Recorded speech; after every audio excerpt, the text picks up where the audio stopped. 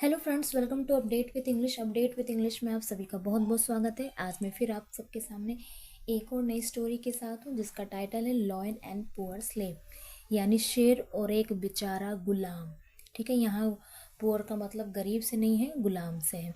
तो ये हमें खुद फ्रेंड्स अंडरस्टैंड करना होगा कि कहाँ पर वर्ड का मीनिंग जो है, वर्ड्स के मीनिंग जो है वो कहाँ पर क्या होंगे। ओके, और ये तभी हो सकता है जब आप प्रैक्टिस करें।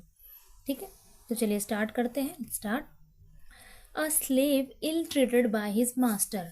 एक जो गुलाम था जो बुरी तरह से उसका मास्टर उसके साथ पेश आता था, यानी व्यवहार करता था। इल ट्रीटेड, ठीक है। ट्रीटेड का मतलब क्या होता है? व्यवहार करना। हाउ आई ट्रीट यू, मैं कैसे बर्ताव करता हूँ। बर्ताव है जो एग्जैक्ट वर्ड है।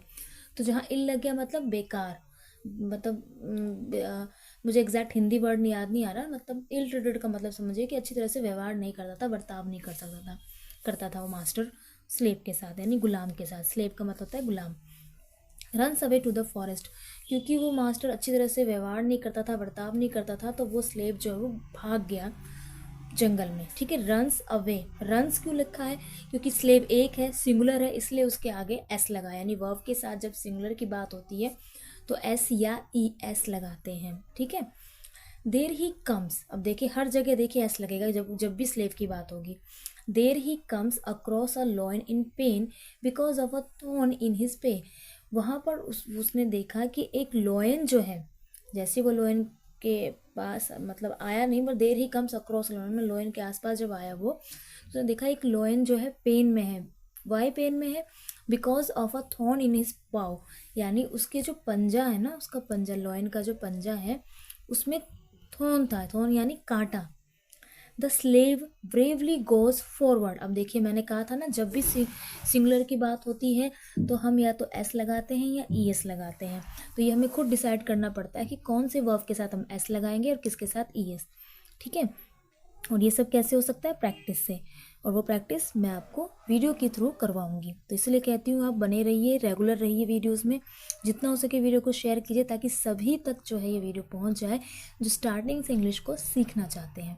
अब यहाँ देखिए हर जगह देखिए आपने एस लगा हुआ है, बट यहाँ पर ई एस लगा है, क्योंकि गोज जो होता है वो कभी भी ऐसे नहीं हो सकता।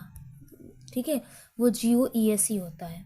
और हम जब भी स्लेव की बात करेंगे तो हम एस या ई एस डिसाइड करेंगे। ओके, तो क्या हुआ है यहाँ पर? स्लेव ब्रेवली गोज फॉरवर्ड, यानी आगे बढ़ा।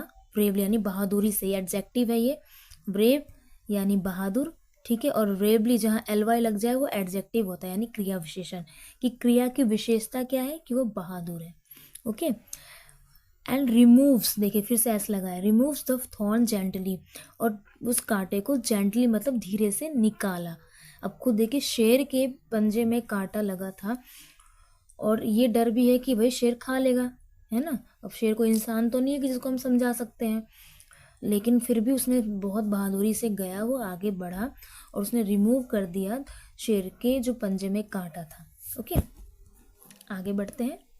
The lion without hurting him goes away, और जो लॉयन था उन्होंने बिना नुकसान पहुंचाए जो है वहां से वो चला गया। लॉयन, अब लॉयन की भी बात हो रही है तो वो भी सिंगुलर है, तो इसलिए यहाँ पर गोज लगा।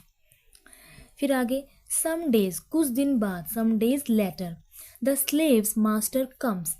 कुछ दिन बाद जो स्लेव का मास्टर था, एस लगा हुआ है ना, स्लेव का मास्टर था, कम्स हंटिंग। अब देखिए मास्टर भी एक ही है इसलिए एस लगा हुआ है। Hunting to the forest and catches, फिर देखिए ई एस लगा हुआ है। कैच वर्ड होता है और उसके साथ ई एस लगा है। मैनी एनिमल्स एंड केजेस दैम, यानी कुछ दिन बाद वो स्लेव का मास्टर जो है वहाँ आया और उसने जंगल से बहुत सारे जानवरों को पकड़ा और उन्हें पिंजड़े में डाल दिया। The slave is spotted by the masters man, और जो गुलाम था वो जो भाग गया था वो मास्टर के बाकी लोगों के द्वारा देखा गया। जो भी और भी मास्टर के जो गुलाम होंगे ना उनके द्वारा देखा गया, तो वो उनको क्या करे, उस स्लेव को पकड़ के लाए जो भाग गया था। Who catches him and bring him to the cruel master, जिसने उसको पकड़ा और ब्रिंग यानी लेकर आया किसके पास? Cruel master. क्रूअल यानी निर्दय मास्टर के पास। ठीक है, जो ज़्यादातर इसमें वर्ड है फ्रेंड्स ये प्रेजेंट टेंस में ही है। आप देख रहे हैं ब्रिंग है, कैच है, ये तो प्रेजेंट है, पास्ट नहीं है। द मास्टर आस्क, देखिए आस्क है फिर एस लगा हुआ है। For the slave to be thrown in to the lion cage, फिर मास्टर ने कहा, यहाँ आस्क का मतलब पूछा नहीं है, कहा कि इसे, इस स्लेव को ना फेंक दो शेर के गुफा में, कि सॉरी गुफा नहीं, पिंजड़े में, केज यानी पिंजड़ा। इसको क्योंकि क्यों फेंक दो, क्योंकि वैसे ही वो मास्टर क्रूअर था, तो उसने कहा ये तो मेरे यहाँ से भाग गया है, तो ठीक है इसे ना भेज दो, इसे फेंक दो शेर के पिंजड़े में, वो खा लेगा। उसके बाद देखते हैं आगे क्या हुआ। The slave is a waiting, slave जो था वो वेट कर रहा था, his death in the cage, कि अपनी मरने का, कि भाई मैं पिंजड़े में तो मैं मर जाऊंगा। व्हेन ही रियलाइज, एस लगा हुआ है, that it is the same lion that he had help, तब उसे एहसास हुआ या महसूस हुआ ये तो वही लॉयन है जिसे मैंने बचाया था, हैड लगा हुआ है ना, और हेल्प में भी पास्ट है, तो बचाया था।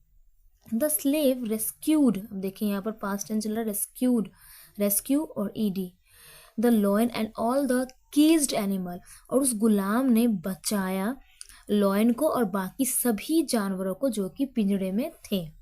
ठीक है, so this is the story. तो मोरल ऑफ द स्टोरी क्या है, one should help other in need, we get the rewards of our helpful acts in return, कि एक बार आप किसी की मदद करो तो हमें रिवॉर्ड में वो जो है हेल्पफुल एक्ट जो है हमें, यानी वो रिवॉर्ड में जो है हमें वो मदद है वो वापस मिल जाती है। We get the rewards of our helpful acts in return, यानी जो हम मदद करते हैं इनाम के तौर पर हमें वो हेल्पफुल एक्ट मिल जाता है। ठीक है, क्योंकि क्या हुआ, उसने मदद करी थी शेर की, अब अगर उसने मदद ना करी तो शेर तो उसे खा जाता, लेकिन शेर ने उसे नहीं खाया, और उसको याद आए तो वही शेर जिसको मैंने बचाया था, तो उसने उस शेर को भी ना कि उसने शेर को बचाया बल्कि उसने बाकी एनिमल्स को भी वहाँ से बचाया। तो इसीलिए क्योंकि one should help others in need, कि अगर आप किसी की ज़रूरत में मदद करोगे तो वी गेट द रिवॉर्ड्स, हमें रिवॉर्ड्स मिलेंगे, हमें इनाम मिलेंगे ऑफ आवर हेल्पफुल एक्ट, यानी जो हमने हेल्पफुल एक्ट किया था वापस में हमें वही जो है इनाम के तौर पे मिलेगा। ओके, सो कर्माज की बात हुई है। चलिए अब समझते हैं वो क्या, आपको स्टोरी तो बहुत अच्छी थी। अब यहाँ पर देखिए ऐसा तो कुछ यहाँ नहीं, रेस्क्यू मतलब बचाना होता है, और थ्रोन मतलब फेंकना, threw throw thrown, THRE threw, throw THRO throw, और थ्रोन थर्ड फॉर्म है। ओके, आगे बढ़ते हैं। यहाँ समझते हैं, यहाँ पर है फ्रेंड्स, फॉरवर्ड मतलब आगे, जेंटली मतलब होता है धीरे, धीरे से कांटे को हटाया, क्यों, रिमूव का मतलब हटाना, थोन THR इसका मतलब क्या होता है, कांटा। ठीक है, पॉ यानी पंजा, इल ट्रीटेड यानी बुरी तरह से बर्ताव करता था, तो ये जो है ये वो क्या है, ब्रेवली बहादुरी से, स्लेव गुलाम। ओके, तो ये जो है हर्टिंग यानी चोट पहुंचाना। So this is the story and this is the vocab. जितना हो सके वीडियो को शेयर कीजिएगा, मिलते हैं नेक्स्ट वीडियो में, till then take care, bye bye.